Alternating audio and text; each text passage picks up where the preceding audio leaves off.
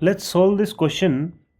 Point A moves uniformly with velocity v so that the vector v is continuously aimed at point B, which in its turn moves rectilinearly and uniformly with velocity u, which is less than v.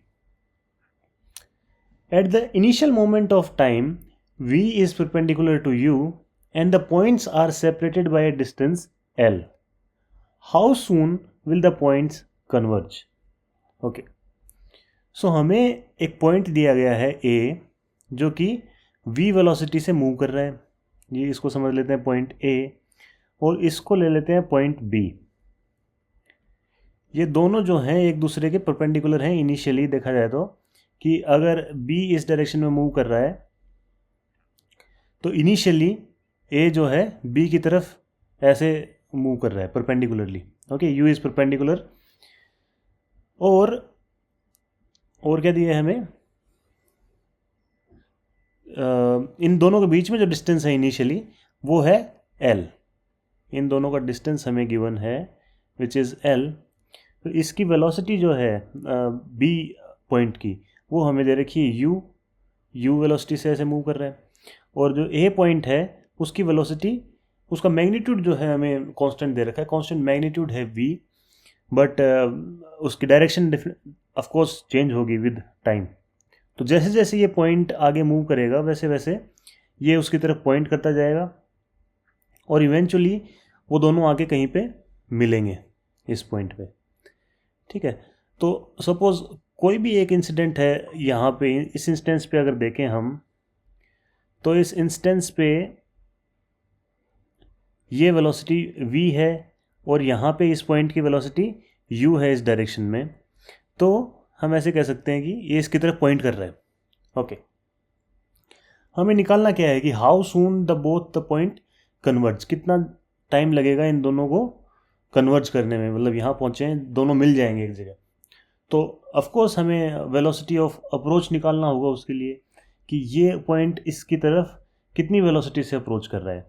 तो एक चीज़ तो हमें ये given है velocity v, इसका कितना contribution होगा u की वेलोसिटी का इस डायरेक्शन में, तो वो भी हम पता कर सकते हैं. सपोज ये जो एंगल बना रहा है ये एंगल है थीटा, जो वेलोसिटी v है ये एंगल थीटा बना रही है हॉरिजॉन्टल के साथ.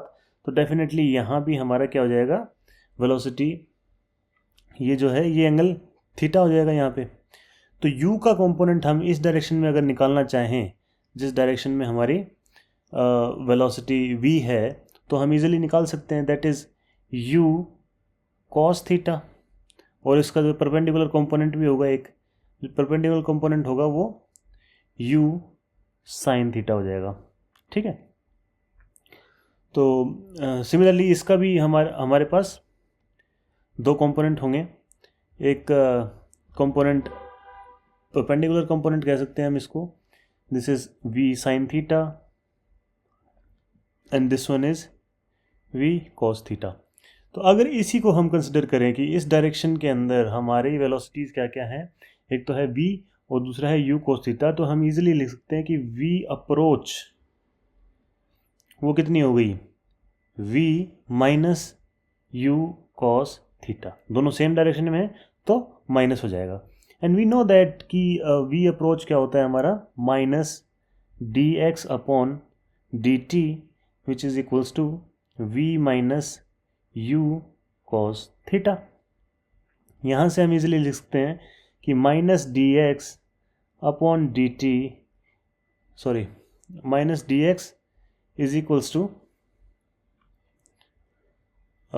v minus u cos theta and dt.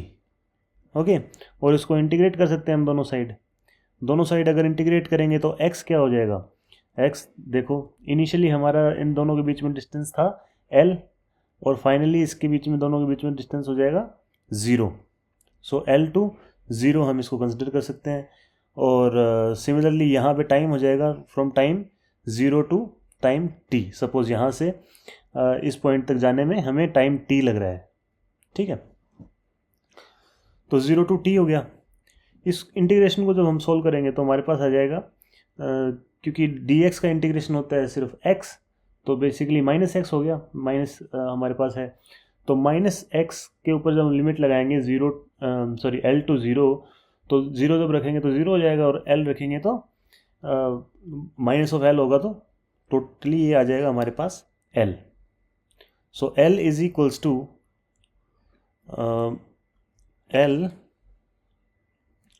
Is equals to, जब इसको इंटीग्रेट करेंगे तो क्या आ जाएगा, v का इंटीग्रेशन हो जाएगा, v dt का अगर इंटीग्रेशन करेंगे तो क्या आएगा, vt, और लिमिट रखेंगे t, तो vt हो जाएगा, और फिर आ जाएगा माइनस ऑफ, इसका इंटीग्रेशन कैसे करेंगे, थीटा का हमें रिलेशन नहीं पता है टाइम के साथ, कि टाइम के साथ थीटा कैसे चेंज होगा, तो इसको हम एज इट इज़ एक बार रख देते हैं, u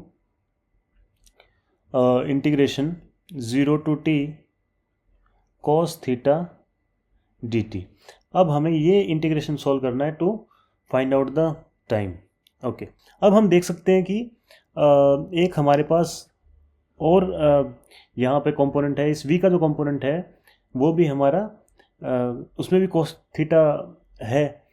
तो अगर हम डिस्टेंस निकालें, distance travelled by this velocity v cos theta, तो हम उसको इजीली लिख सकते हैं कि इंटीग्रेशन 0 टू t, पूरे टाइम t के अंदर v cos theta dt is equals to क्या हो जाएगा, ये हमारा डिस्टेंस है टोटल, और जो ये डिस्टेंस ट्रेवल करेगा, जो पॉइंट A ट्रेवल करेगा यहाँ से यहाँ तक, वही डिस्टेंस ये पॉइंट B ट्रेवल करेगा, तो उसका डिस्टेंस क्या है, स्मॉल u इंटू टी. ठीक है, तो यहाँ से हम इजीली लिख सकते हैं कि integration of 0 to t and cos theta dt is equals to क्या हो जाएगा, ut अपॉन v. ये हम इसमें पुट कर सकते हैं वैल्यू, तो हमारे पास आ जाएगा L is equals to v t minus u into u t upon v. ठीक है, यहाँ से अगर अब हम t निकालेंगे तो क्या हो जाएगा, L is equals to v square t minus u square t upon v, और यहाँ से हमारा t आ जाएगा L v upon v square minus u square. तो इतना टाइम हमारा लगेगा इन दोनों पॉइंट्स को कन्वर्ज करने में, विच इज़ आवर आंसर.